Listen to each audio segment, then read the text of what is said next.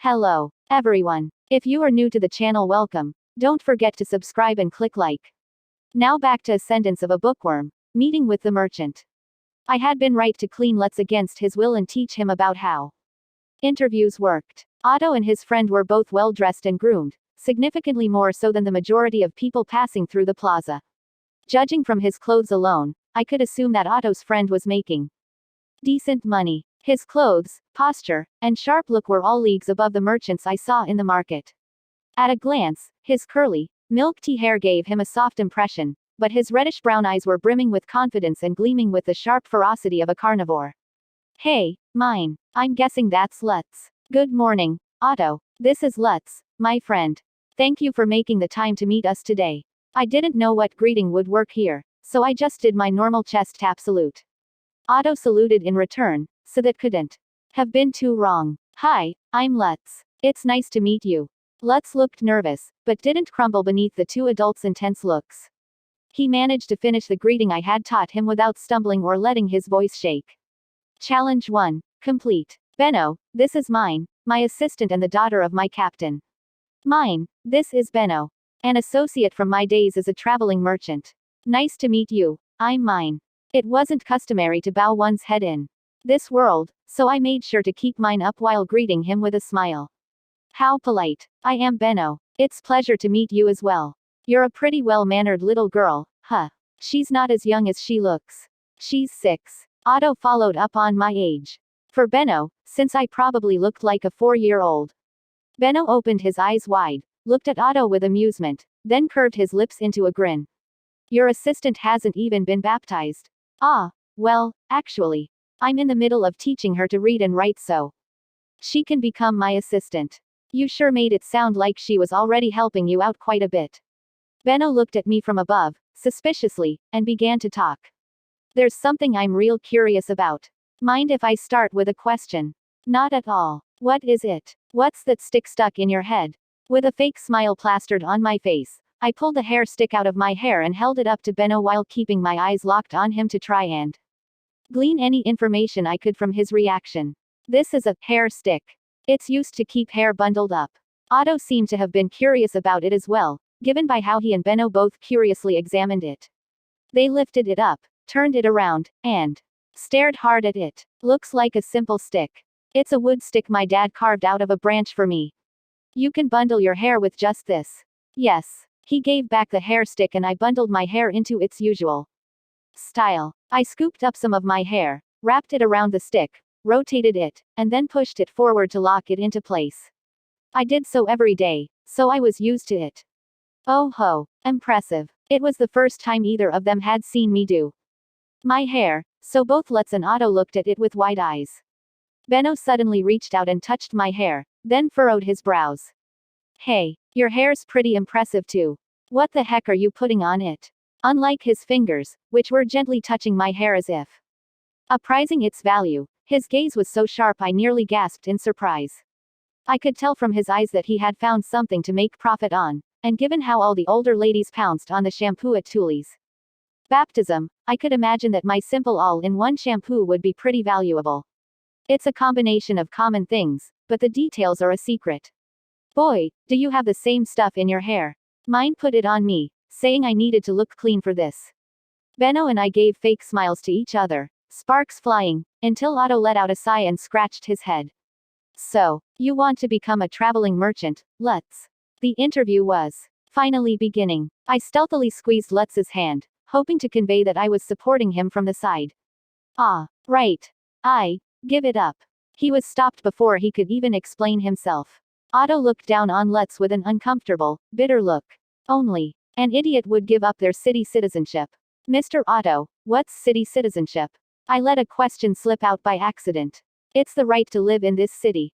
At the same time, it's proof of your identity. When you turn 7 and get baptized in the temple, you get registered as a citizen of the city. Citizenship changes everything, whether it comes to getting a job, getting married, or renting a house. It costs a ridiculous amount of money for an outsider to get registered at the temple, obtain citizenship, and earn the right to live in the city proper.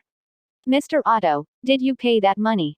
Sure did. Otto nodded with a frown, probably remembering what that was like. Benno grinned and pointed at Otto.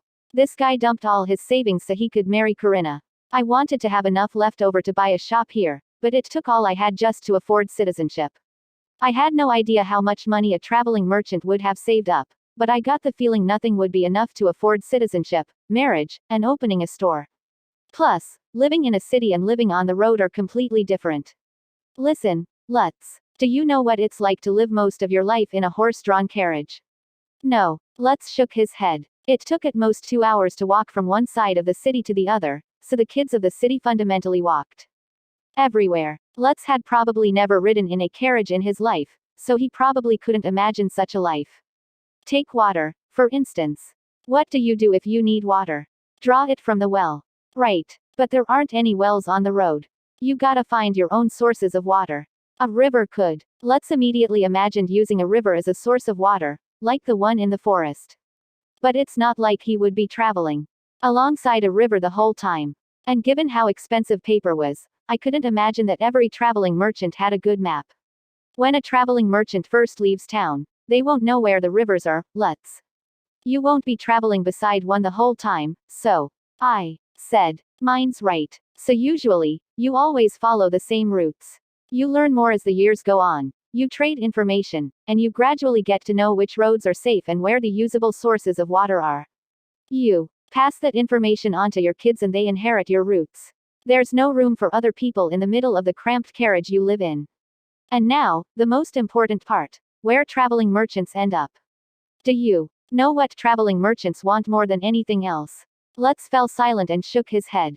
City citizenship. What? They want to end their hard life on the road and live in a city someday. They want to own a store in a city and do business safely. That's what they save up money for. That's the dream of a traveling merchant. No traveling merchant will take a kid who already has a citizenship. If you want to go down this road in life, you gotta start on your own. There's no apprentice system for traveling merchants. If the dream of a traveling merchant was citizenship, then Otto had already achieved his dream. He didn't get the store he apparently wanted, but still, I didn't know why a merchant would have become a soldier. Mr. Otto, why did you choose to become a soldier? Benno started to say something, but Otto clamped a hand over his mouth and made a bold proclamation. To marry Corinna. I want to know the details. Listen, girl, I don't wanna hear them. He'll never shut up once he gets going. Benno hurriedly tried to stop me, but Otto's eyes were already shining. Indeed. It all began not long after I entered adulthood. I came to this city and fell in love with Corinna at first sight. It was like an arrow piercing my heart, or the heavens themselves shining down upon us. In either case, I could see nothing but Corinna. I knew in my heart she was the only one I would ever want to marry, and I immediately wooed her. I didn't expect you to be so passionate, Mr. Otto. Apparently, even a calculating former merchant with pitch-black ideas hiding behind a warm smile could be driven wild with love. That's just how wonderful Corinna is. Well, I launched a pretty impressive attack, but she turned me down at first. She's a famous, skilled seamstress and wanted to preserve the working relationships she'd formed in the city. She told me she couldn't live a life of traveling, as I remember. I listened, and Otto's tales of love gradually escalated and heated up. He spoke louder with more force and began waving his arms around. When Corinna told me she planned to marry a man from this city, I was so shocked it was like lightning had struck me. I couldn't even imagine another man marrying Corinna, and after desperately thinking of a solution, I went straight to the temple and bought my citizenship. What? Hold on a second. Isn't that a bit sudden? I looked at Benno to see if Otto's behavior was normal for this world, and saw him rubbing his temples with an exhausted expression. Yeah, even a kid would realize that. And that's not all. The money Otto spent on citizenship here was the money he planned to spend on opening a store in the city where his parents bought their citizenship. What? The price of purchasing citizenship in a city was halved if your parents had citizenship in the city, and Otto had been planning on using the rest to open a shop, according to Benno. Using your life savings to have a chance with a girl you just met instead of opening a store wasn't something a calculating merchant would do. It was something a rampaging bull with only their goal in sight would do. I wanted to open a store in this city, but I didn't have the money nor did I have the connections back then. I knew becoming a soldier would show Corinna that I was determined to abandon my life as a merchant and start a life here with her, so I asked your father, who I had gotten to know while passing through the gate, and he hired me as a soldier who would deal with their paperwork. Ah, thinking about it now, Corinna sure was surprised when I proposed to her after buying my citizenship and becoming a soldier. I spent days wooing her, and eventually I married into her family, rather than her into mine. You have no idea how cute Corinna looked when she laughed and called me the most persistent man she'd ever met. And now, Otto began talking at length about just how cute his wife was. He just wouldn't stop. I wished he wouldn't use the excellent communication skills he built up over years as merchant just to brag about his wife. I mean, Lutz was just sitting there, overwhelmed by the endless flood of bragging. I had heard that Otto was all about his wife, but I thought Dad was just exaggerating. He wasn't. What should I do? I didn't think Otto was this kind of person. I looked to Benno for help, and after making eye contact, he gave a light shrug. He seemed used to this. Otto, don't forget why we're here. Drop the wife talk and get back on topic. Ahem. Sorry. Anyway, that's that. Give up on being a traveling merchant. Lutz, this is something Myne suggested. Why don't you try becoming a normal merchant apprentice? You'll at least get to leave town to buy merchandise. Myne. Lutz's head shot up and he looked at me. His eyes burning with anger made it clear he was thinking, you knew I wouldn't be able to become a traveling merchant. I thought it would be better for you if you heard it directly from a former traveling merchant. You'll believe Otto sooner than you'd believe me, right? Since we've grown up the same way. I must have been exactly right, given how Lutz looked away awkwardly. I knew from Otto that being a traveling merchant would be hard, so I thought it might be better if you start a job that both lets you go outside the city and won't get rejected by your family. Plus, I didn't even know about this until now, but I don't think you should take a job that would make you lose your city citizenship. Yeah, Otto's speech had definitely given Lutz something to think about. Listening to Otto's real-life experience was definitely more influential to him than anything I could have said. Dad told me that Mr. Otto had some connections with merchants of this city, so I was just asking him to introduce you to one of them if you ended up wanting that. You can turn him down if you want, Lutz. Huh, you really thought this through. Lutz let out a sigh and looked up at Benno. I looked at him too. If Lutz wanted to be an apprentice merchant, we would have to deal with Benno, not Otto. And that's why I'm here. You want to be a merchant, boy? Yes. Lutz nodded, and Benno narrowed his red eyes. The casual atmosphere he had when listening to Otto brag about his wife was completely gone. He looked down at Lutz with the narrowed eyes of a predator who had found prey to conquer. So, what do you have to sell? What would you want to sell as a merchant? I'm asking what you want to do as a merchant, and what you can do. If you don't have an answer, we're done here. I could see Lutz lower his eyes a little and bite his lip in frustration. I didn't know if what I was about to say would help Lutz or push him onto a road of unnecessary struggling. It would be up to him. I whispered quietly to Lutz such that only he could hear.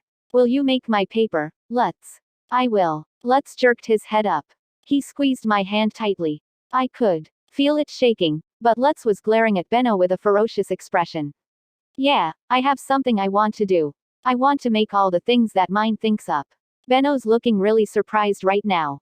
In the end, I didn't know whether I pulled Lutz into this or if Lutz pulled me into this, but if Lutz was willing to do what I couldn't, then I was willing to do what Lutz couldn't. And unlike him, I had plenty of experience with job interviews. Still looking up at Benno, I smiled brightly. I took a deep breath, let it out, and began to speak. I want to make and sell paper that isn't made from animal skin. It'll be cheaper to make than parchment, so I think it will be very profitable. Hearing that, Benno grimaced. He looked at me with a far more intense glare than he had looked at Lutz with and spoke in a low, harsh voice. You want to be a merchant too, girl? Yes. It's my second choice. I nodded with a smile, and Otto blinked in confusion. Is your first choice doing paperwork at the gate? No, I want to be a librarian. The three of them all looked confused. As expected, they hadn't understood what I said. Never heard of that before. I want to work a job where I manage a large number of books.